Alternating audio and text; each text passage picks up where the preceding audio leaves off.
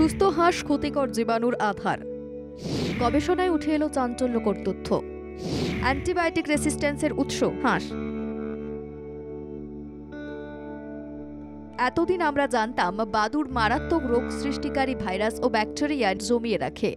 পশ্চিমবঙ্গ প্রাণী ও মৎস্য বিজ্ঞান বিশ্ববিদ্যালয়ের ভেটেরিনারি মাইক্রোবায়োলজি বিভাগের গবেষণায় উঠে এলো চাঞ্চল্যকর তথ্য।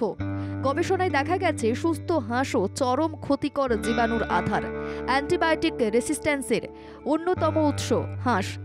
হাঁসকে আমরা এতকাল বুঝতে পারিনি যে নিরীহ আপাত হাঁস এর মধ্যে কি ব্যাকটেরিয়া ভাইরাস থাকতে পারে কিনা, যেটা আমাদের শরীরে চলে আসতে পারে কিনা। এই গবেষণায় যেটা উঠে এলো সেটা হচ্ছে কিছু মারাত্মক ব্যাকটেরিয়া যেগুলো অ্যান্টিবায়োটিক রেজিস্ট্যান্ট ব্যাকটেরিয়া, সেগুলো কিন্তু হাঁসের দেহ থেকে পাওয়া গেল এবং দেখা গেল তাদের সিক্রিশন এক্সক্রিশনের মধ্যে দিয়ে বিষ্ঠার মাধ্যমে, মলের মাধ্যমে, মলমূত্রের মাধ্যমে এগুলো যেগুলো চলে আসছে, সেখানে কিন্তু এমন কিছু ব্যাকটেরিয়া রয়েছে যারা অ্যান্টিবায়োটিক রেজিস্ট্যান্ট ব্যাকটেরিয়া, মারাত্মক ক্ষতিকারক ব্যাকটেরিয়া। সেটা আমাদের যদি খাদ্য শৃঙ্খলে চলে আসে, মানুষের মধ্যে চলে আসে, তাহলেও কিন্তু আমরা অসুবিধার মধ্যে পড়তে পারি।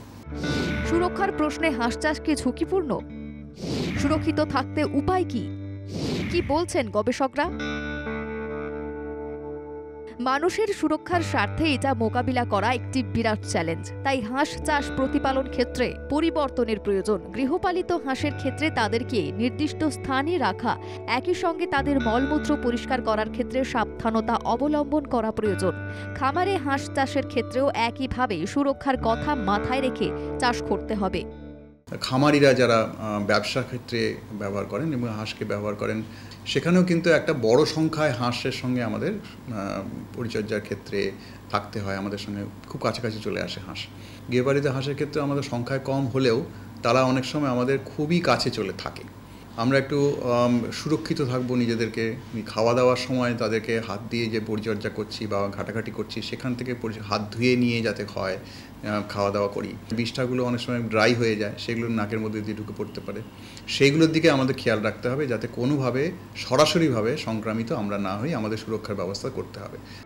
হাঁসের ডিম ও মাংস খাওয়া কি নিরাপদ নয়? আপনার শরীরে কি ছড়িয়েছে এই ব্যাকটেরিয়া? চিন্তা বাড়াচ্ছে গবেষকদের এই তথ্য। কি বলছেন চিকিৎসকরা? হাঁসের মাংস এবং ডিম যে পদ্ধতিতে রান্না করে ডিম বা মাংস খাই 100 ডিগ্রি তাপমাত্রায় ফুটিয়ে, সেখানে কোনো ব্যাকটেরিয়া থাকার কথা নয় এবং অ্যান্টিবায়োটিক রেজিস্ট্যান্ট যে ব্যাকটেরিয়ার কথা আমি বলছি, মারাত্মক ব্যাকটেরিয়া, সেগুলো কিন্তু নষ্ট হয়ে যাওয়ার কথা এবং সেখানে আমাদের সম্পূর্ণ নিরাপদ। আমরা এরকম ভাববো না যে আমরা ডিম মাংস খাওয়া ছেড়ে দেবো। গ্রামাঞ্চলে হাঁসের সঙ্গে সহবাস মানুষের, আতঙ্ক কিছুটা কম শহরাঞ্চলে। সচেতনতাই আপনাকে সুরক্ষিত রাখবে। হাঁসের শুকনো মল বাতাসে ছড়িয়ে গিয়ে মানব শরীরে ব্যাকটেরিয়ার প্রবেশ ঘটাতে পারে। সামাজিক দিক থেকে এ বিষয়ে সতর্কতার প্রয়োজন বলেই জানাচ্ছেন গবেষকরা। অবশ্যই একটা আছে সামাজিক তাৎপর্য, সেটা হচ্ছে যে আমরা এতকাল যেভাবে যে দৃষ্টিতে হাঁসকে দেখতাম আপাতত নিরীহভাবে চাষ করছি, আমাদের সঙ্গেই সেটা সহবাস রয়েছে, আমাদের সঙ্গেই সেটা বেড়ে উঠছে, সেখান থেকে আমরা কিছুটা বিজ্ঞানসম্মতভাবে তাকে চাষ করব এবং আমরা হাইজিন মেনটেন করে, যেটা আগে বলছিলাম, যে মেনটেন করে কিন্তু আমরা নিজেদেরকে সুরক্ষিত রাখবো।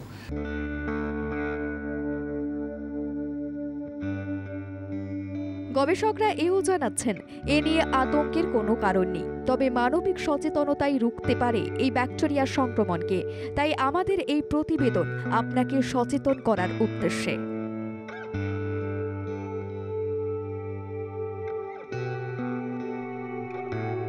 ক্যামেরায় সঞ্জয়দের সঙ্গে সত্যজিৎ বিশ্বাসের রিপোর্ট, বাংলা জাগো।